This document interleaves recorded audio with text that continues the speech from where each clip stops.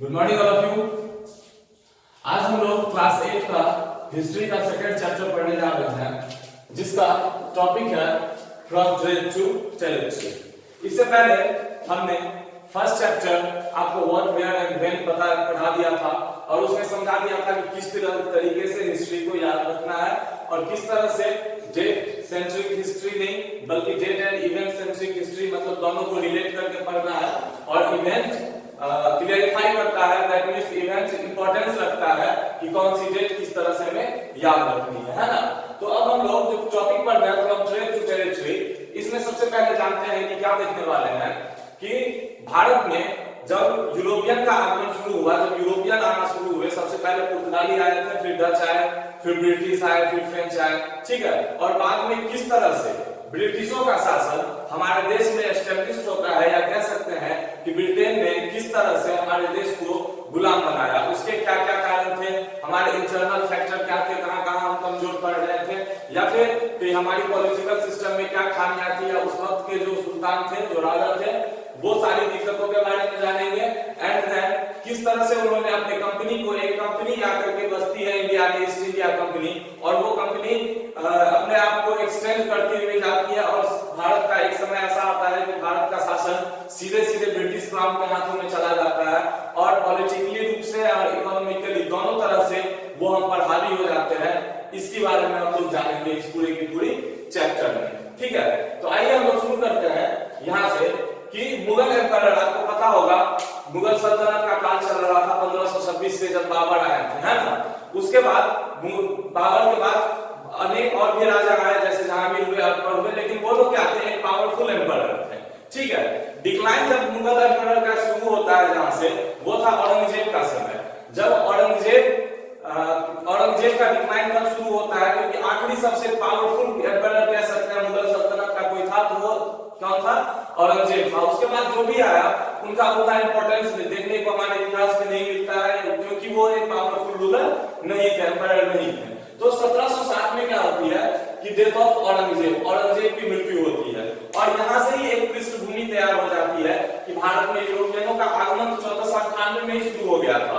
सबसे पहले 1498 में था, 1498 में वास्को डी गामा भारत आए थे, ठीक है। ये एक डेट है, इंपॉर्टेंट डेट है, इसको याद रखिएगा। 1498 में वास्को डी गामा भारत आए, और वो जिस रास्ते से आए थे, आपको पता है, एक मिनट हम मैप देखते हैं कि किस तरह से वर्ल्ड मैप है, एक तरफ समझने की कोशिश करते हैं कि यहाँ पे ये कुछ अफ्रीका है, इधर यूरोप है, और इधर आपको पता है इंडिया एंड एशिया है, ये एशिया है ना। तो यहाँ पर क्या था, ये ब्रिटेन, इधर ब्रिटेन था, या फिर कह सकते हैं इस जो भी पश्चिमी वेस्टर्न कंट्री थी वो थी। तो सबसे जरूरी बात, एक बात ध्यान में रखने वाली है कि जब भारत में हम लोग, जब भारत का मेडाइवल हिस्ट्री पढ़ते थे, ठीक है, कह सकते हैं कि जब भारत का मध्यकालीन समय चल रहा था, उस समय ब्रिटेन में या फिर अलग वेस्टर्न कंट्री में उनका मॉडर्न एज चल रहा था।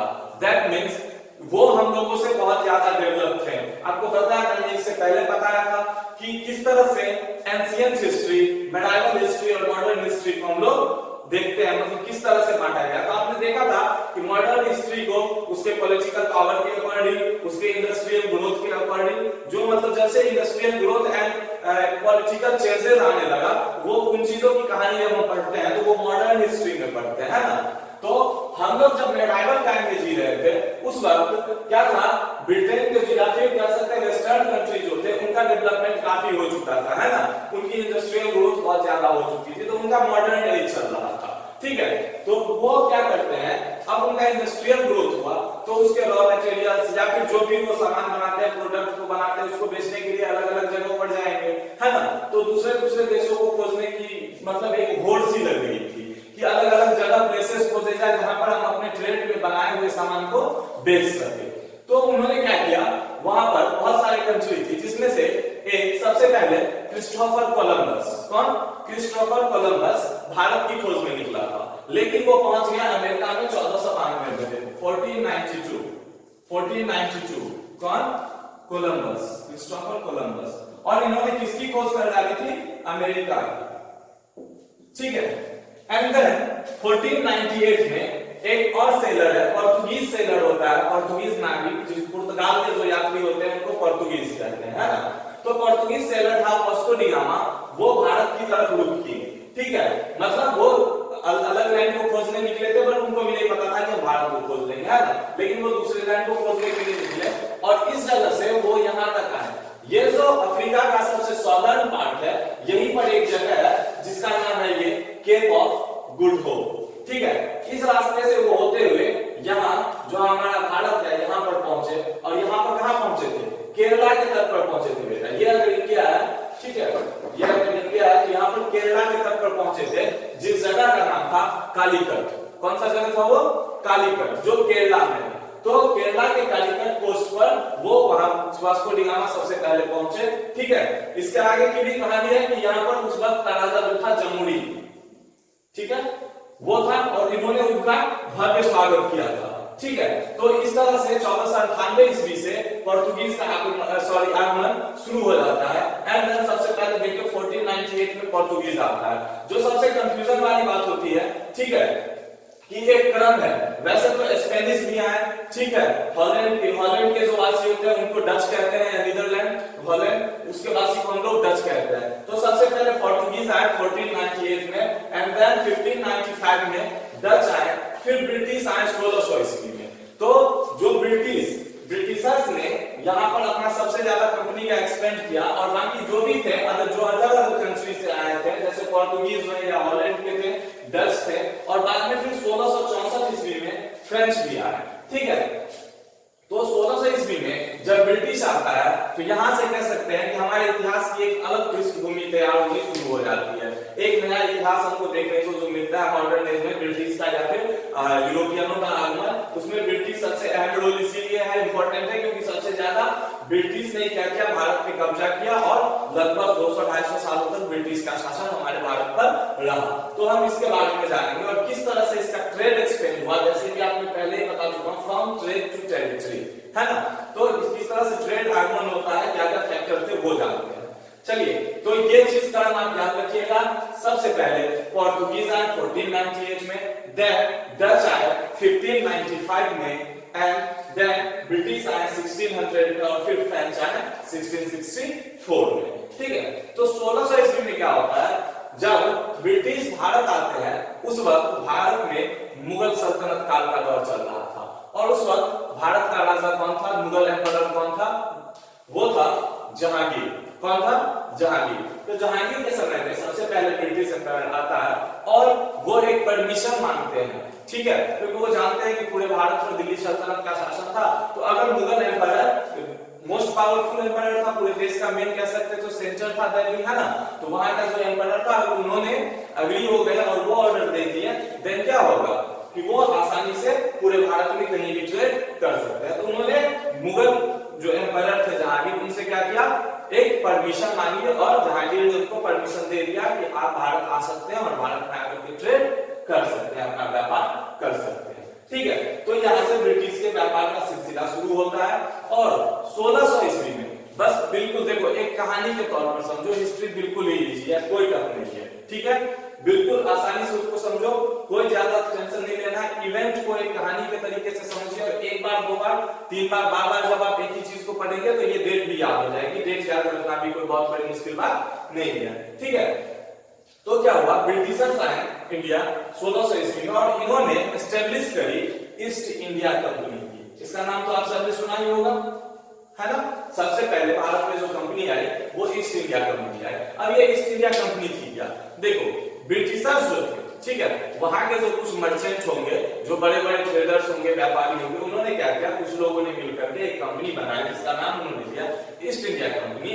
और वो कंपनी 1600 ईस्वी में जब जहांगीर से उन्हें यहाँ ट्रेड करने की अनुमति मिल जाती है, उनको परमिशन दे दिया जाता है, तब वो यहाँ पर आकर के ईस्ट इंडिया कंपनी को एस्टेब्लिश करते हैं। और इस ईस्ट इंडिया कंपनी को एलिजाबेथ फर्स्ट, उस समय जो ब्रिटिश क्राउन थी, ब्रिटिश की महारानी थी एलिजाबेथ फर्स्ट ने क्या किया था, एक रॉयल चार्टर दिया था। अब देखो, ये थोड़ा समझने वाली बात है, रॉयल चार्टर आखिर क्या था। ये रॉयल चार्टर ये था कि ये भारत में, ब्रिटिश में ऐसा तो नहीं है कि एक ही कंपनी यही होगी, बहुत सारी कंपनी होंगी, बहुत सारे मर्चेंट होंगे, बहुत सारे ट्रेडर्स होंगे, लेकिन उन्होंने सिर्फ किया कि इस चार्टर के अकॉर्डिंग यही कंपनी भारत में जाकर के क्या करेगी, ट्रेड करेगी। अब इन्हीं को क्यों प्रदान किया गया, इन्हीं को क्यों ये परमिशन ब्रिटिश क्राउन ने भी दिया या फिर एलिजाबेथ फर्स्ट ने दिया?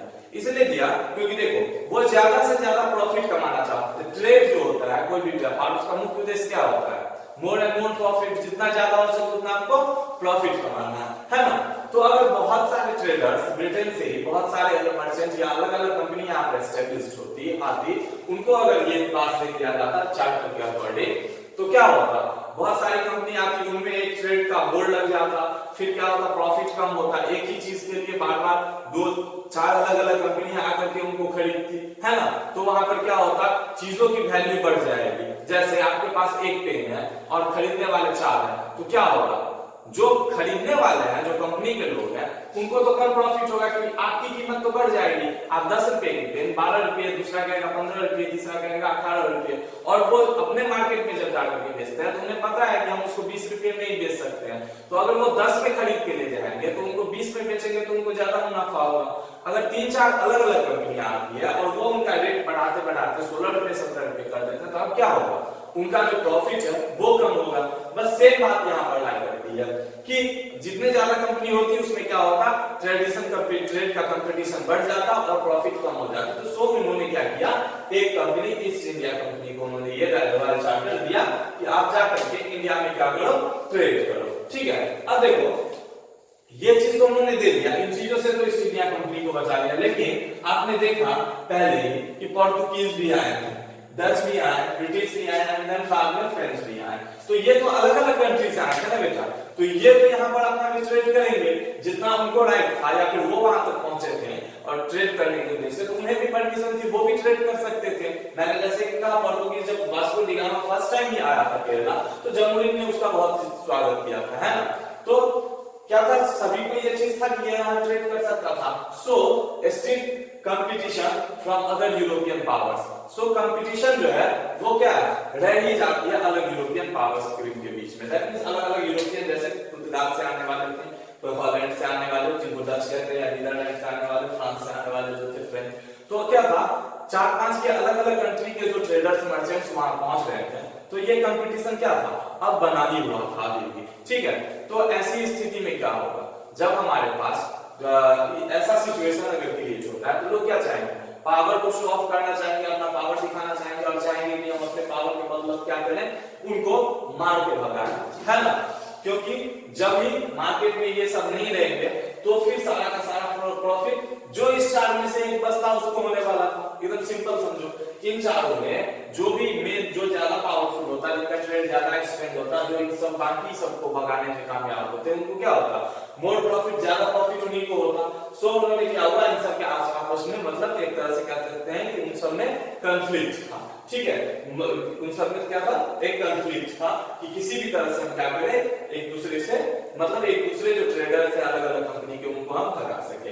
एंड देखो ये बात तो ठीक है, लेकिन इतने सारे यूरोपियन कंट्री इंडिया में आए, तो why European interested in India, आखिर कुछ तो बात होगी इंडिया में जो यहाँ पर लोगों ने क्या किया कि यहाँ पर वो इंटरेस्टेड थे, यहाँ पर आना चाहते थे, हर एक अलग अलग कंट्री के लोग यहाँ पर व्यापार करने के लिए, जो भी यूरोपियन कंट्री के लोग थे। ठीक है, तो इसकी सबसे प्रमुख वजह जो थी बेटा वो क्या थी, इन चीजों के बारे में देखो।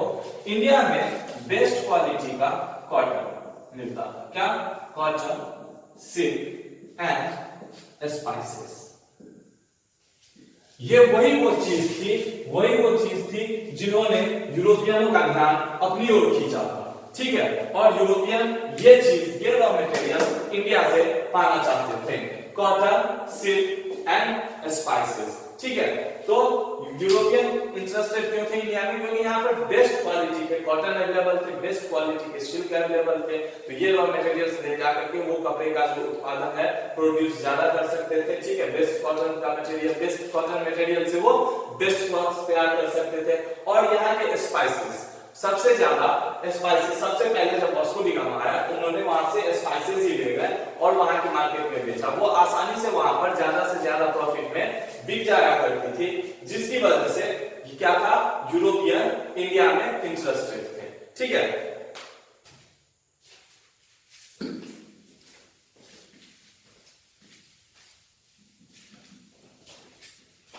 तो इतनी चीजें समझ में आई। अब नेक्स्ट टॉपिक देखते हैं। ठीक है, ये बात तो समझ में आ गई कि why Europeans interested in India, क्योंकि बेस्ट क्वालिटी के सिल्क यहाँ पर था, बेस्ट क्वालिटी का कॉटन यहाँ पर अवेलेबल था, स्पाइसेस की वजह से वो क्या था यहाँ पर ज्यादा से ज्यादा मतलब आते थे और उनका ध्यान अपनी ओर आकर्षित किया था। अब देखो competition due to more expend in the country. अब देखो कंपटीशन किस तरह से धीरे धीरे बढ़ते जाता है। ठीक है, क्योंकि ये चार अलग अलग जो कंट्री थे वो सब भी थे, तो उनको भी यही रॉ मटेरियल्स चाहिए था, वो भी तो यही चीज ले जाते थे। तो फिर क्या हुआ, अब क्या होगा, कंपनी की प्रॉफिट कम होने लगेगी, क्योंकि मैंने आपको पहले बताया कि जिस तरह से वो अगर उस सामान की कीमत बढ़ेगी और इंटरनेशनल मार्केट में उसकी जो कीमत होगी वो क्या होगा, प्रॉफिट उसका कम होता जाएगा। मैंने आपको एक पेन का उदाहरण देके समझाया। सेम थिंग यहां पर लाई करती है कि यहां पर क्या था, कंपटीशन बढ़ रहा था। देखो क्या बढ़ रहा था, इन चीजों को समझ लो, पूरी की पूरी कहानी समझ जाओगे। देखो कंपटीशन बढ़ रहा था, जब कंपटीशन बढ़ेगा तो क्या होगा, प्राइस ऑफ गुड जो होगा, चीजों की कीमत वो बढ़ेगी या कम होगी। जब कंपटीशन बढ़ेगा तो सामान की कीमत बढ़ेगी और प्रॉफिट क्या होगा, कम होगा, है ना। यही बात थी, यही वो चीज थी जिसने इस सब को आपस में कॉन्फ्लिक्ट कराया। और आपने पढ़ा होगा एंग्लो फ्रेंच वॉर, है ना, एंग्लो डच वॉर, ठीक है, या फिर पढ़ेंगे हम लोग। ठीक है, तो इन दोनों के बीच किस तरह से ये वॉर होता है, उसकी वजह क्या थी, यही कंपटीशन थी, मार्केट की जो ये कंपटीशन थी, जिसमें ये क्या कहते हैं, कंपटीशन बढ़ रहा था। इससे गुड्स के जो प्राइस थे, ठीक है, सामान की जो कीमत थी वो बढ़ रही थी और प्रॉफिट क्या हो रही थी, कम हो रही थी। ठीक है, अब देखो इन सब के लिए, अब ये सब चीज रोकने के लिए, प्रॉफिट ज्यादा कमाने के लिए क्या करेंगे, किसी एक को भगाना होगा, है ना। कोई एक ही अगर पावरफुल आदमी उस जगह पे टिक जाए तो क्या होगा, उनकी प्रॉफिट ज्यादा होगी। सो इन्होंने क्या किया, अब इन सब के बीच में क्या हुआ, फायर्स बैटल होने लगे, दैट मींस इन सब के बीच में युद्ध होने लगे। ठीक है, इन सब के बीच में क्या होने लगा, बैटल्स होने लगा, कन्फ्लिक्शन के कारण, जो इन लोगों के आपस में कन्फ्लिक्ट था, जो मतभेद था, उसके कारण क्या हुआ, इन सबको आपस में युद्ध होने लगे। तो युद्ध किस तरह से होता था, क्या करते थे कि दूसरे देश का अगर कोई जहाज जाता हो तो वो क्या करते थे, उसकी शिप पे अटैक करते थे। क्या करते थे, शिप पे अटैक करते थे।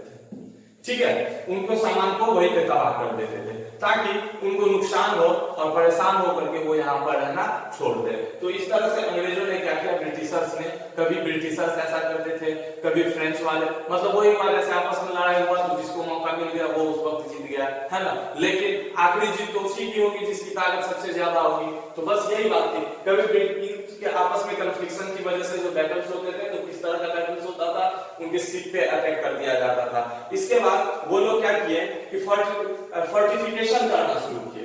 फोर्टिफिकेशन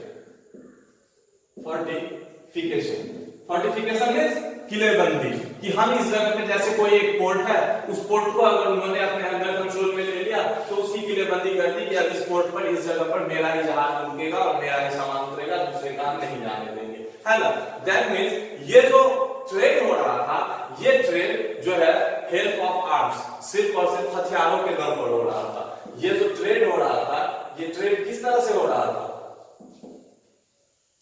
हेल्प ऑफ आर्म्स, हथियारों के दम पर ये ट्रेड हो रहा था। जिसके पास ज्यादा पावर थी वही यहाँ पर क्या करते थे, ट्रेड कर पाते थे और वही यहाँ पर टिक पाते थे, है ना। अब देखो East India Company in Bengal, ये बात तो आपको समझ में आ गई। कंपटीशन बढ़ा, ठीक है, तो प्राइस का गुड्स जो होंगे वो बढ़ेंगे और प्रॉफिट बढ़ेगा। अब क्या होगा, इसकी वजह से ये लोग चाहेंगे कि एक दूसरे से को हम बाहर यहाँ से निकाल लें। सो इनके बीच में क्या होगा, बैटल शुरू होगा, युद्ध शुरू होगा। तो बैटल्स किस टाइप के होते थे, वो लोग क्या करते थे, एक दूसरे के जहाजों पर अटैक किया करते थे। दूसरे के सामान जो होते थे वो अगर किसी चीज से ज्यादा है तो उन जहाज को डुबो देते थे या फिर बर्न कर देते थे, आग लगा देते थे, है ना। फोर्टिफिकेशन करने लगे, अलग अलग जगहों पर अपना अधिकार करने लगे कि हम यहीं पर रहेंगे, यही मेरा मतलब जगह होगा। और ये जिस जगह को उन्होंने एक बार ऑक्यूपाइड कर लिया, उसका फोर्टिफिकेशन करते थे, दैट मींस किलेबंदी करते थे, उसके आसपास उसके जो आर्मी होते थे वो अपने आर्म्स के साथ डिप्लॉय होते थे ताकि कोई और आगे के यहाँ से न लूट सके, न सामान को नष्ट कर सके। दैट मींस ये जो ट्रेड शुरू हुआ भारत में और ये जो 4 अलग अलग देश से ट्रेडर्स आए, मर्चेंट आए, उन्होंने एक तरह से आर्म्स के हेल्प पे ही क्या किया, ट्रेड को बढ़ावा दिया। दैट मींस जिनके पास जितनी ताकत होती थी वो क्या करते थे, यहाँ पर उतना ज्यादा सरवाइव कर पाते थे और अपना ट्रेड बेहतर कर पाते थे, वो आर्मी के हेल्प से हो या आर्म्स के हेल्प से हो। ठीक है, तो ये बातें समझ में आ गई। दैट मींस मैंने अभी तक क्या बताया, 1707 में औरंगजेब की मृत्यु होती है, बिल्कुल एक कहानी की तरह से समझो। 1707 में क्या होती है, औरंगजेब की मृत्यु होती है। लेकिन उससे पहले से भारत में यूरोपियनों का आगमन शुरू हो गया था। लेकिन औरंगजेब की मृत्यु की बात हम लोगों ने इसलिए की क्योंकि मुगल एम्पायर का लास्ट कह सकते हो पावरफुल एम्पायर वो था। ठीक है, मुगल किंगडम जो था उसका लास्ट पावरफुल एम्पायर था। तो 1498 में वास्को डी गामा आते हैं, उससे भी पहले 1492 में क्रिस्टोफर कोलंबस भारत की खोज के लिए निकलते हैं, लेकिन वो पहुंच कहां जाते हैं, अमेरिका। लेकिन 1498 में फिर क्या होता है, Portuguese seller Vasco da gamma Bharat आता है। अफ्रीका में एक जगह था केप ऑफ गुड होप, उस रास्ते से वो भारत तक पहुंचता है और कहां पहुंचता है, केरल के तट कलिकट पर पहुंचता है, जहां पर वहां के राजा होते हैं राजा किंग जमुनी और वो उनका स्वागत करते हैं, है ना। एंड देन उसके बाद हमने देखा कि पोर्तुगीज के बाद डच आते हैं 1595 में, फिर 1600 में क्या होता है, ब्रिटिश आते हैं, एंड फिर 1664 में क्या होता है, फ्रेंच आते हैं। तो अब ये जो है ट्रेडर्स, इनकी भारत में क्यों इंटरेस्ट होती है, क्योंकि भारत में बेहतर क्वालिटी के कॉटन पाए जाते हैं, बेहतर क्वालिटी के सिल्क थे, एंड यहाँ के जो स्पाइसेस थे वो इंटरनेशनल मार्केट में उनकी कीमत ज्यादा थी और ज्यादा डिमांड में था। तो ज्यादा डिमांड में होने की वजह से क्या हुआ बेटा कि कंपटीशन, ये जो 4 अलग अलग देशों से आया तो उनमें कंपटीशन बढ़ा और ये जो प्राइस था गुड्स का वो भी क्या हुआ, एक्सटेंड किया। सो इसके वजह से प्रॉफिट कम हुआ, है ना। कंपटीशन जब भी बढ़ेगा तो प्राइस बढ़ेंगे और कंपटीशन उनका कम होगा। अब क्या हुआ, इन सब के बीच में एक बैटल शुरू हो गया कि क्या, कि जिस तरह से ट्रेड तो वही करेंगे जिनके पास ज्यादा पावर होगी, तो वो अपने पावर को एक्सपेंड करने के लिए क्या करने लगे, आर्म्स के दम पर, मतलब कह सकते हैं हेल्प ऑफ आर्म, वो क्या है, आर्म के हेल्प से वो क्या करने लगे, ट्रेड करने लगे। और वो क्या करते थे, उनके बीच जो बैटल होता था उनके कन्फ्लिक्शन के कारण, तो उनके जहाजों पर अटैक किया करते थे, उनके जहाजों को या तो जला दिया करते थे या समुद्र में ही डुबा दिया करते थे, है ना, अटैक करके। और फिर उन्होंने अपना अपना एक प्रॉपर जगह को ऑक्यूपाइड किया और उसको फोर्टिफिकेशन करना शुरू किया, किलेबंदी करना शुरू किया कि इस जगह पर जो भी सामान उतरेगी या इस पोर्ट से जो भी ट्रेड होगा वो मेरा ट्रेड होगा। तो इस तरह से क्या था, अब लड़ाई क्या चीज की आ गई थी बेटा, पावर की, है ना। जिसके पास ज्यादा पावर होता वो यहाँ पर टिकता, है ना। तो ब्रिटिशर्स जो थे इन सब में सबसे ज्यादा डेवलप थे, उनकी जो रणनीति थी उसके बारे में भी हम लोग आगे पढ़ेंगे कि किस तरह से उनका जो स्ट्रेटजी था भारत को कंट्रोल करने का और अपने व्यापार को एक्सपेंड करने का, ठीक है, उसके बदौलत उन्होंने कह सकते हैं कि वो अपने काम में सक्सेस थे। भले ही वो हमारी हार थी, हमारे देश की हार थी, लेकिन वो जो जिस मकसद से यहाँ आए थे, पहला मकसद तो उन्होंने ट्रेड के मकसद से आए थे, उन्होंने कोई स्लेव बनाने के लिए नहीं आए। बट जब उन्होंने यहाँ की स्थितियों को देखा, उनको समझा, तो उन्होंने क्या किया, धीरे धीरे यहाँ पर इकोनॉमिकली पहले अपने नीतियों की वजह से और अपने ट्रेड की वजह से इकोनॉमिकली देश पे हावी हुए और बाद में लोग ये क्या किए, पॉलिटिकली भी यहाँ पर क्या करते हैं, अपना प्रभुत्व कायम करने लगते हैं या फिर अपना कैप्चर करने लगते हैं। और क्यों, किस तरह से आगे कैप्चर करते हैं और आगे की कहानी क्या होती है कि ये तो आते हैं पहले कलिकट में, है ना, कि ये वास्को डी गामा, और जब अंग्रेज आते हैं भारत में, ठीक है, कौन आते हैं,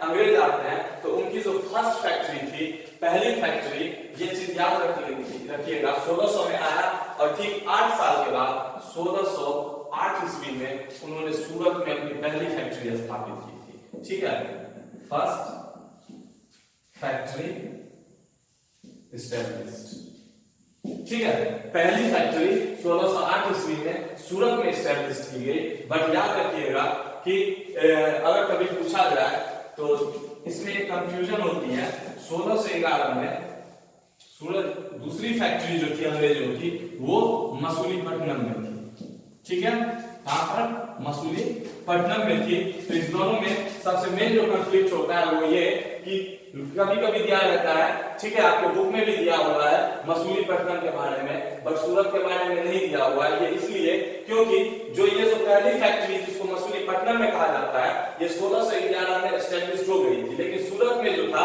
जब ये एस्टेब्लिश हुई थी तो फिर जहांगीर के टाइम में ही क्या होता है, किसी बात में कंफ्लिक्शन हो जाता है और इसके बाद ये जो बन रहा होता है फैक्ट्री, इसको रोक दिया जाता है। एंड ये क्या होता है, लास्ट में जाकर के 1613 ईस्वी में बन के कंप्लीट हो जाता है। बट बाद में मछलीपट्टनम में उन लोगों को क्या है, ब्रिटिशर्स उससे पहले ही यहाँ पर अपना एस्टेब्लिश कर लेते हैं 1611 में। ठीक है, अब नेक्स्ट जो हम लोगों का क्लास होगा उसमें हम लोग पढ़ेंगे कि ब्रिटिश इन बंगाल, मतलब बंगाल में ब्रिटिशर्स किस तरह से आए, उनका क्या स्ट्रेटजी रहा और किस तरह से वो बंगाल में अपना शासन स्थापित करके धीरे धीरे क्या हुए, वो पूरे भारत पर कब्जा किए। हम लोग नेक्स्ट वीडियो में पढ़ेंगे। Okay, thank you.